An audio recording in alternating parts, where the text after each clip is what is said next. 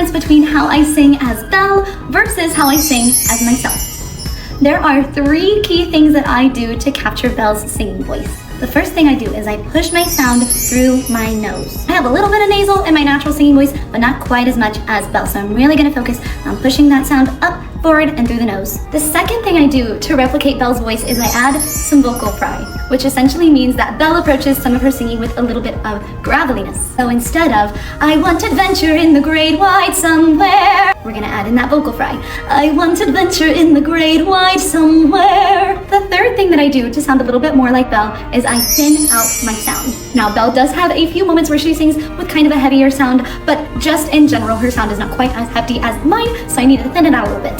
One thing that weirdly helps me and tricks my brain into doing this is singing with a smile. I think it's the fact that when I'm smiling really big, I'm kind of eliminating some of the space that's in my mouth, giving me less of a resonance